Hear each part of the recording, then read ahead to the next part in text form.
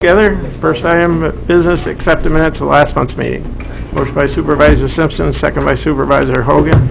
Any discussion? All those in favor? Aye. Opposed? Abstain. Okay. Supervisor McGowan abstained. District Attorney, Jace? Thank you. Very briefly, the first thing I have on the agenda was to just give you an update on what we're doing to try to get prepared for discovery reform. You've heard about all these new regulations that the state passed. They kick in 2020. We realize there's no way to do it if we just tried to start on 2020 and see what happened. So we're doing some test runs with files. We have not completed the first test run. A lot of it has to do with attempting to digitize our files. A lot of our files are already a combo of paper and digital information as it is. So body cameras, videotape statements, sometimes you'll have something like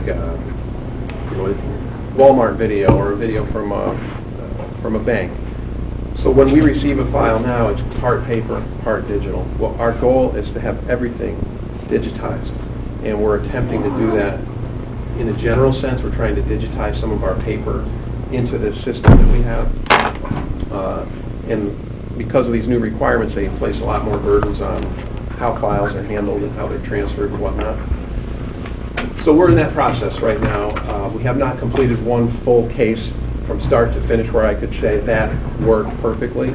But we're meeting every week, and we're just working on that. And sort of getting into that system now in the hopes that we can make it when we hit the new year and start doing it for real, I guess I would say. So that was the update on that. Number two? Number two is, on that topic, last year we budgeted, I think it was $1,320 to pay for the storage for all the digital information that was coming in. We just received the Memorandum of Understanding recently, and so I've got a request to ratify that new contract with the New York Prosecutors Training Institute. They're the one that's managing the software and the storage. The software comes for free, the storage doesn't, so that's where the expense comes from. I say we have a motion by Supervisor Sokol. Do we have a second? Second by Supervisor Simpson. Any discussion? Any questions? All those in favor? Aye. Opposed? Carried. And that is to ratify it. They're seeking a September 1st date, so I think that's what's that. Three. This is Aid to Prosecution Grant. We've been receiving this grant for some time, and you'll see it should be on the back, not attached because I just received it on Friday, a grant award notice in the amount of $38,172. This is just an application to apply. We'd like to continue receiving that, which monies are used to assist in the prosecution of felony level offenses. Motion by Supervisor McGowan, second by Supervisor Driscoll. Any discussion? All those in favor? Aye. Opposed? Carried. Four. Similarly, four is the Crimes Against Revenue Prosecution Grant. We currently hold that grant. We have for a number of years. The figure that you see, I believe that's a number that we had previously received. We don't always hit that mark. So in our last year budget, we expressed the average of what we've been hitting. That includes any kind of revenue crime against the states. It could include tax fraud. It could include unemployment insurance fraud, any kind of fraud like that. This grant will supplement the prosecution of those cases. Okay, do we have a motion by Supervisor McGowan, a second by Supervisor Hogan? Any discussion? All those in favor? Aye. Opposed? Carried. Number five. Number five, I'm sure some of you remember Ed Litwa. He was a member of the sheriff's investigator. Then he was an investigator at the DA's office. His wife, Eddie, and his wife displayed some photos around the county building. Unfortunately, both have since passed, and their estate wishes to give those paintings. Mary Lee had painted these herself, and wants to give those to the county, not to the DA's office per se, but just to the county. So that's what number five requests. Motion by Supervisor McGowan. Do we have a second? Second by Supervisor Simpson. Any discussion? Go ahead, This Supervisor. is, we've done with recent bequests, we can attach a letter to the estate thanking them for their... Absolutely. I think we have prepared a proposed letter. It's Okay. consistent with another one that we received. Okay, great. Any other discussion? All those in favor? Aye. Motion carried. Any pending items raised? You're good? I almost said, no, Your Honor, so, thank you. Okay, any questions for the DA? Thank you. Thank you. Have a good day. Okay, next would be Mr. LaFleur.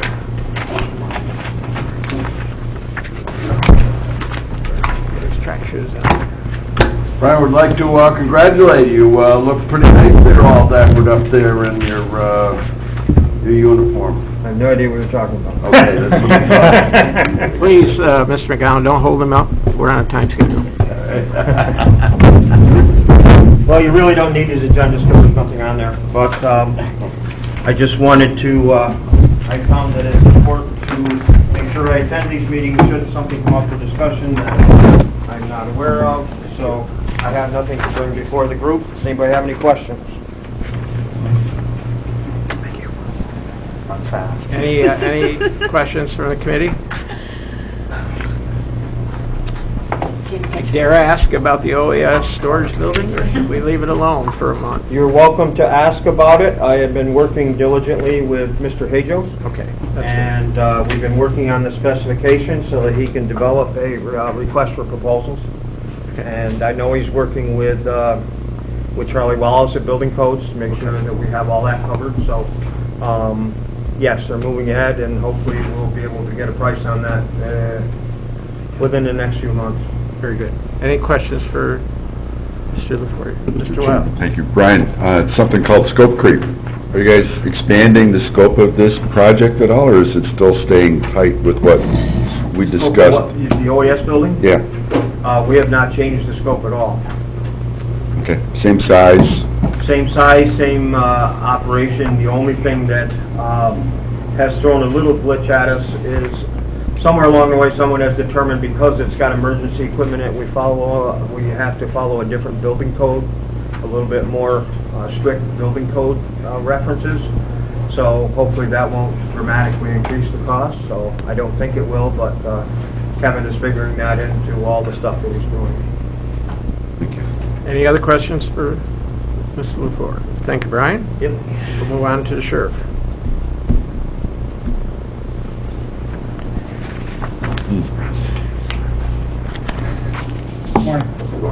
Morning. We have a very, very short agenda for today. Item A is requesting a resolution to extend the contract with Neiman Ford for proprietary dealer-only repairs for various Ford makes and models. There was a resolution before, but unfortunately it capped us to a one-year term, even though the bid was for a three-year term. So we're just looking to extend it. We have a motion by Supervisor McGowan, second by Supervisor Wild. Any discussion? All those in favor? Aye. Opposed, carried. Any referrals? No referrals? Pending items? Nothing. And the other thing is, I just bring you up to date like I do every month. We currently have 2 vacancies for correction officers, and when I spoke with the Corrections Administration last week, they felt that they'd have those spots filled this week. All right, thank you, Sean. And I'd just like to introduce, if anybody doesn't know Major LaFar over in the corner, that's Jim LaFar. So he's a major. Thank you. Anything else? No? Any questions for the Sheriff's Office? Just quickly, Mr. Chairman, that's about as close to full employment on the correction officers as we've been in some time. I don't think I've ever reported that number as low as that before. Right, so just congratulations to everyone involved in that accomplishment. I know it's not easy, and then there's training and whatever.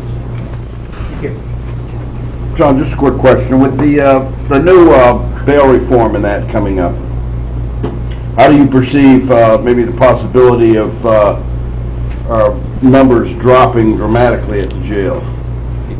I saw a projection by our neighbors in Washington County where they projected their incarcerated population could drop as low as 35. To put things in perspective, our facility is basically the same size as theirs. Last summer, we were up in the 170s, close to 180. Right now, as of like a week ago, we had 98 people in custody, and bail reform laws have not kicked in yet. We foresee that our population is going to decrease dramatically, but we have not projected a specific number. All right, thank you. Supervisor Wild and Supervisor... Mr. Chairman, thank you. Along those lines, we're still going to add 2 correction officers even though we expect a significant drop? Does that make sense in terms of our staffing look going We have forward? a certain number of posts that the New York State Department of Corrections says we have to fill, and that we have these minimum staffing requirements, and until they change what our minimum staffing is, we have to fill these positions. So as a follow-up, none of that is part of the, are they planning to do that at the beginning of the year when everyone expects this drop in? To sit there and do a study of the correctional facilities and Is figure out... that what it's going to take to be done? They're going to have to do a study to determine what those minimum staffing levels are again? At last month's meeting, the request was made that we reach out to the New York State Commission of Correction. I passed that along to the sheriff, and I believe he asked the captain to take care of that. The request from last month was to see if somebody from the commission would actually come up and meet with the committee, or possibly even the board. I have not heard where that's at. I think the state has stuff to look at, because the reality is the number of people incarcerated is initially going to drop dramatically. Supervisor Bramer, you have a Well, that question? was my question, just following up to see if there were any efforts at the state level to reevaluate the minimum staffing levels, because it seems like we're going to have a lot of staff that maybe we don't necessarily need for the population level that we're going to have in the jail. I think what would dramatically change our staffing numbers if the state said you could close 1 pod, 2 pods, or something along those lines. But until that happens, I think we'd have to maintain what they tell us. We also had a request to fill communications officer number 15, but that's not on the agenda. Is that to go forward? That didn't come through me. That probably came through our confidential system. Okay. Been signed off on. Should we act on it? Sure. So we have a motion to fill communication officer position number 15. We have a motion by Supervisor Simpson, second by Supervisor Sokol. Any discussion? Yes. What is the reason? I believe it's resignation. Resignation. All those in favor? Aye. Aye. Opposed? Carried. Anything else for the sheriff's department?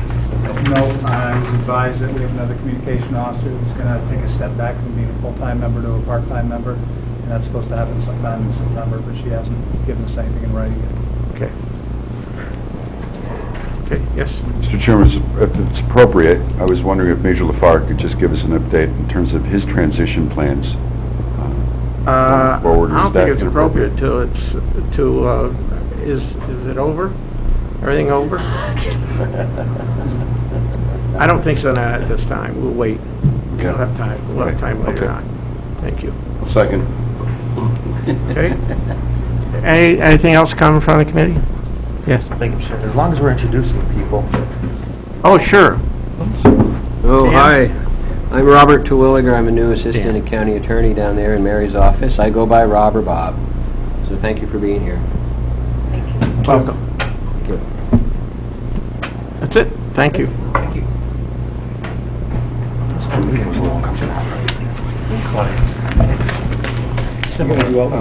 Motion to adjourn. Motion by Supervisor Simpson, second by Supervisor Hogan. As All those in favor? Aye. Aye. Thank you.